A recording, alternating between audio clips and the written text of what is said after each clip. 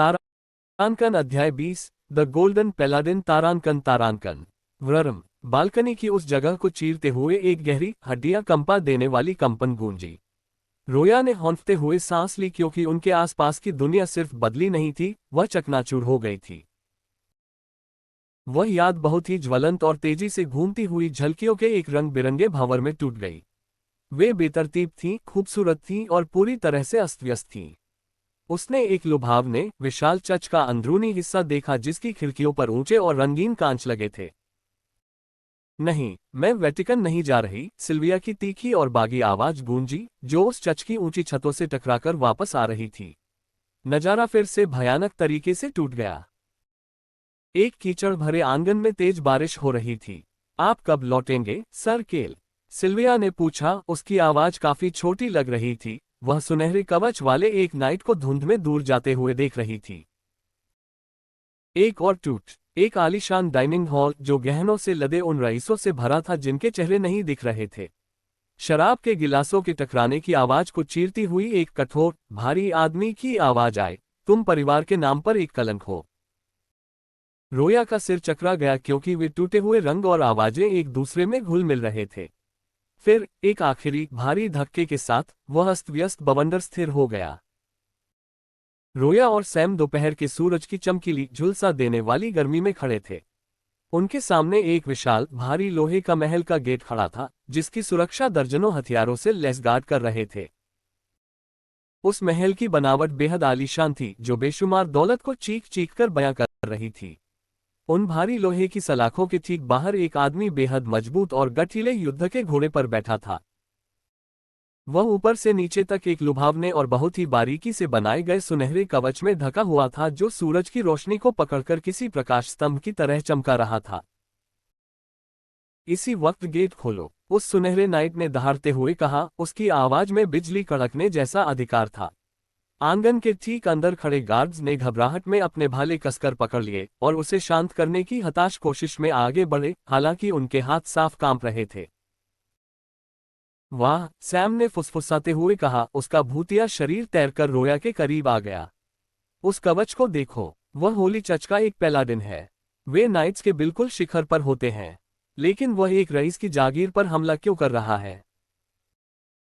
इससे पहले कि रोया कोई जवाब दे पाती, किनारे वाला छोटा गेट चरमरा कर खुला। एक नाटा, अविश्वसनीय रूप से मोटा आदमी लड़खड़ाते हुए उस खाली जगह से बाहर आया।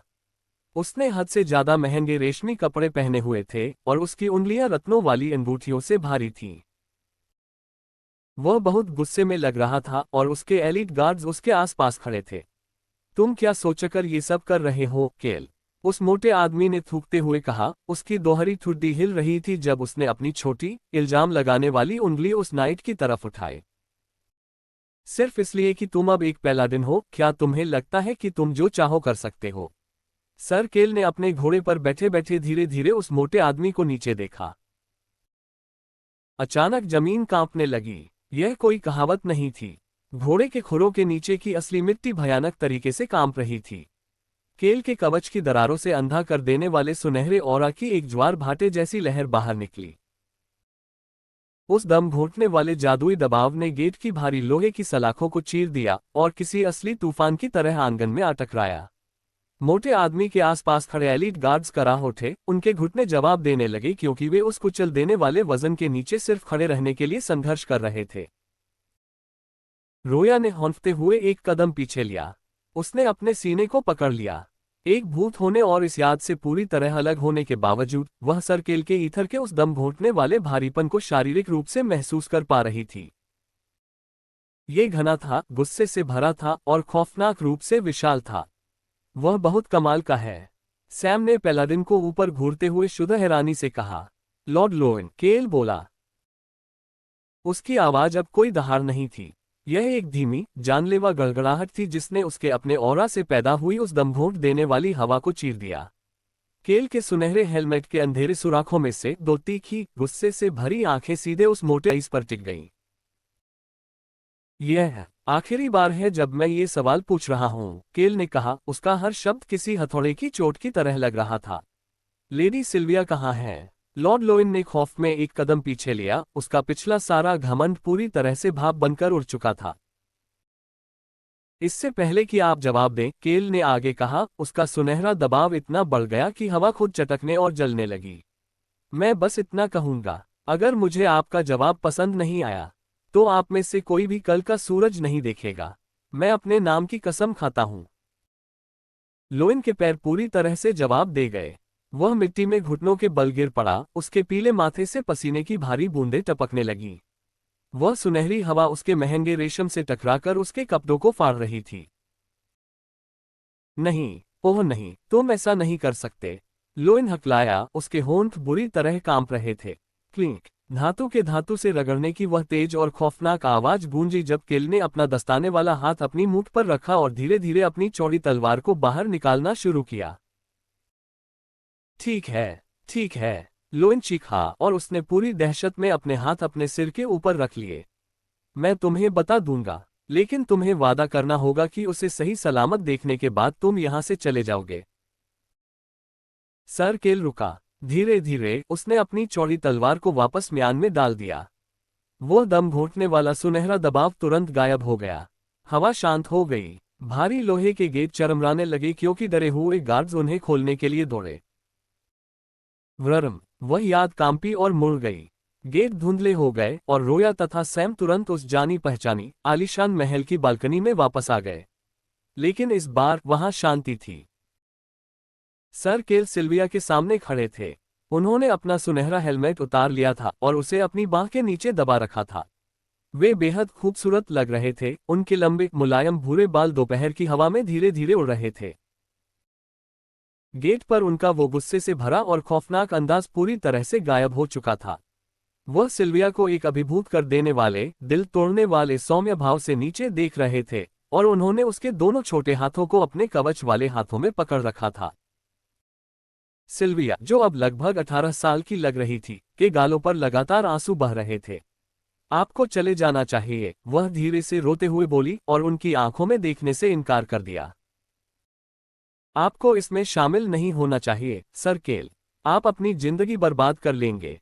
मेरी बात सुनिए, लेडी सिल्विया। केल ने उसके हाथों को दबाते हुए धीरे से बीच में टोका। दोपहर की धूप उनके सुनहरे चेस्ट प्लेट पर चमक रही थी, जिसने उन दोनों को एक गर्म स्वर्गीय रोशनी में ढला दिया था। मैं आपसे सिर्फ एक चीज मांगूंगा, मुझे सच सच बताइएगा।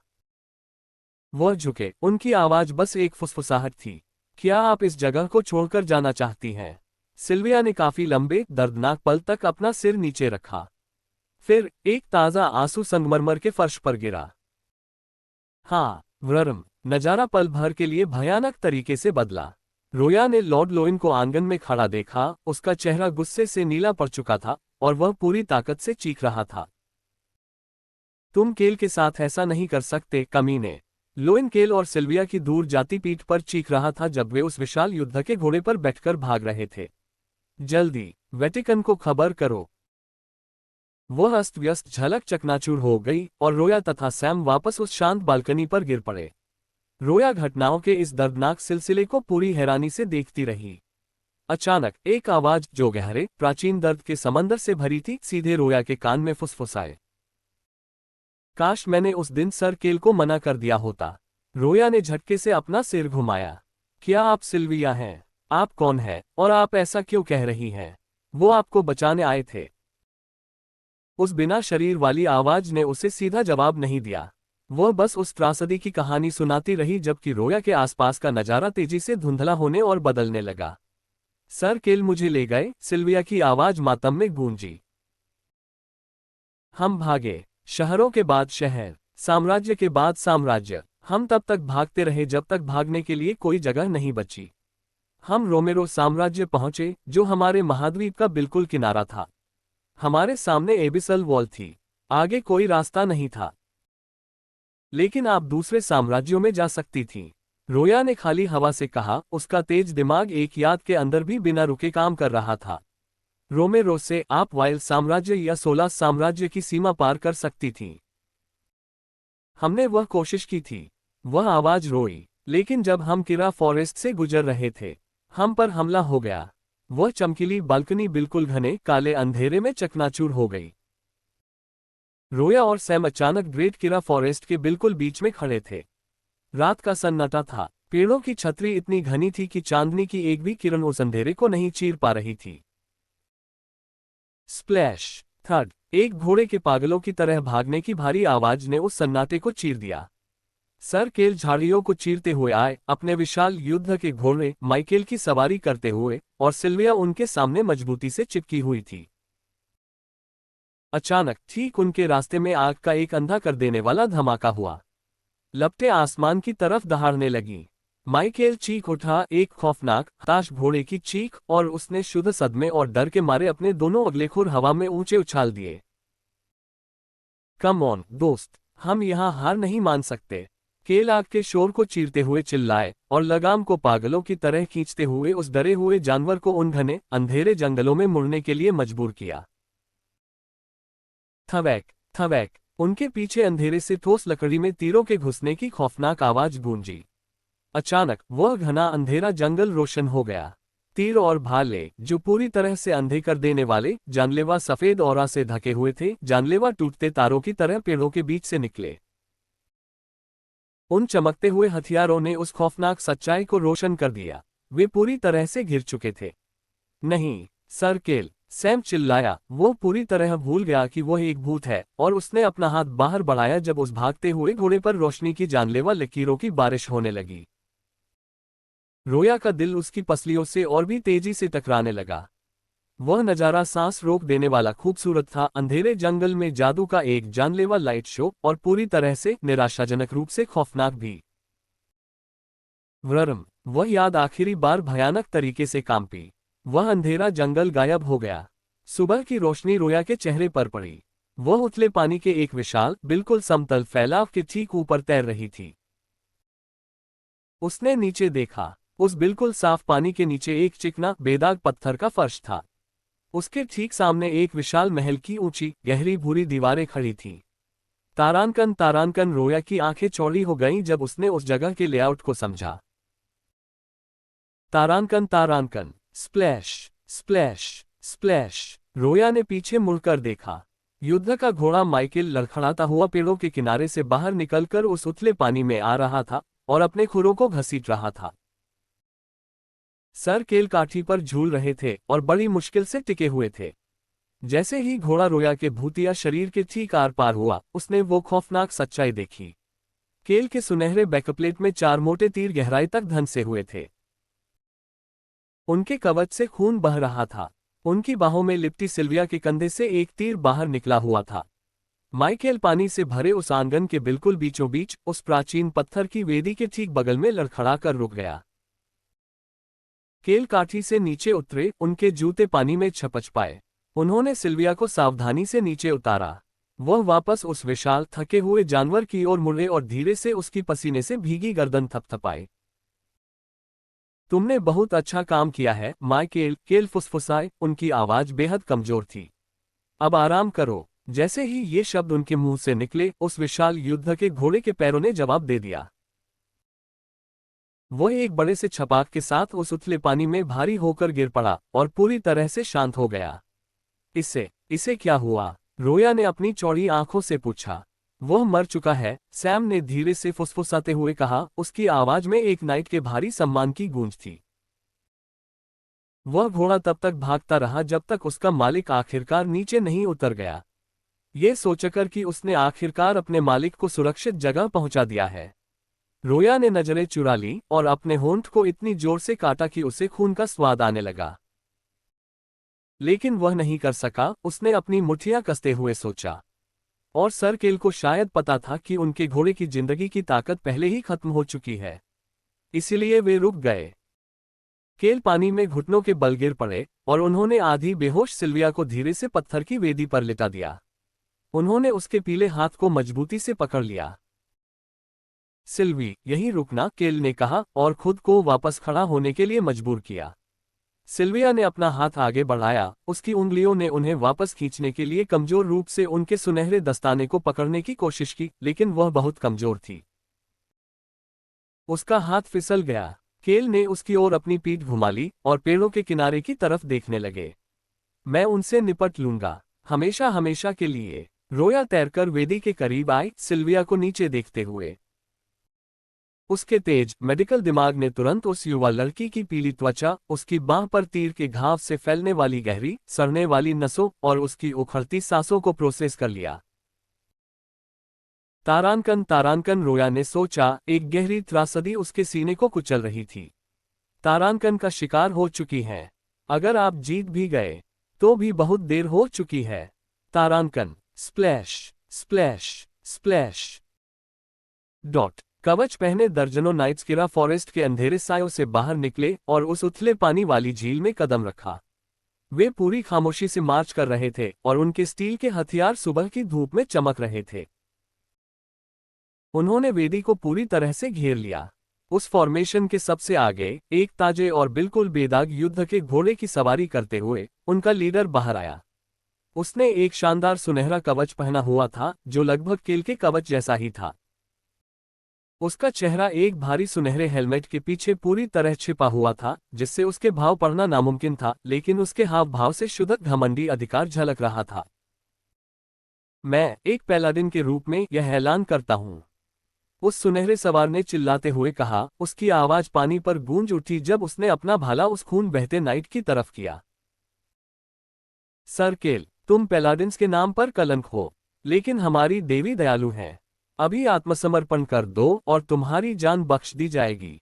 उस सवार ने अपना भाला कसकर पकड़ लिया। और अगर तुमने ऐसा नहीं किया, उस कवच वाले सवार से सफेद औरा का एक विशाल, हिंसक फव्वारा फूट पड़ा। उसके जादू की ताकत ने उसके घोड़े के नीचे हवा का एक छोटा सा बवंडर बना दिया, जिसने पानी की विशाल लहरों को चारों दिशाओं में फेंक दिया। उद्धरण चिन्ह डॉट डॉट डॉट। तो तुम्हें देवी मार्टिया के प्रकोप का सामना करना पड़ेगा। सर केल उथले पानी में बिल्कुल खामोश खड़े रहे। उनकी पीठ से 4 तीर निकले हुए थे। उनका खून बह रहा था, वे थके हुए थे और पूरी तरह से घिर चुके थे। धीरे धीरे केल ने ऊपर देखा। अपने हेलमेट के अंधेरे सुराखों में से वे सीधे उस सामने वाले सवार के वाइजर में घूर रहे थे। केल के टूटे हुए शरीर से सुनहरे औरा की एक खौफनाक, जमीन हिला देने वाली लहर फूट पड़ी। हा हा हा हा हा हा। केल की हंसी पूरी झील पर दहाड़ते हुए गूंजी, जिसमें उस आदमी का शुद्ध और पागलपन भरा गुस्सा था जिसके पास अब खोने के लिए कुछ नहीं बचा था। बच्चे, केल दहाड़े और उन्होंने अपनी चौड़ी तलवार उठा ली। क्या तुम्हें लगता है कि तुम मुझे इतनी आसानी से हरा सकते हो? वे 2 विनाशकारी दबाव, सुनहरा और सफेद, एक दूसरे से टकराए। उस झटके ने पूरी झील को रोशनी की एक अंधी कर देने वाली चमक में रोशन कर दिया। पानी की विशाल लहरों ने पैदल नाइट्स को भयानक तरीके से पीछे धकेल दिया। उनके घोड़े चीख रहे थे और उस जादुई दबाव के खिलाफ उठ खड़े हुए थे। सामने वाले पैलाडिन ने अपना भाला पकड़ा और आक्रामकता से आगे की ओर झुका जब उसने उसे आसमान की तरफ ऊंचा उठाया। हमला। हेलो दोस्तों, मैं राइटर रेदा। सुनने के लिए बहुत बहुत शुक्रिया। मुझे उम्मीद है कि आपको ये एपिसोड पसंद आया होगा। अगर आपको ये अच्छा लगा तो प्लीज़ लाइक बटन दबाएं और सब्सक्राइब करें। अपने विचार, सुझाव या कोई भी सुधार नीचे कमेंट्स में ज़रूर बताएं। मिलते हैं अगले चैप्टर में।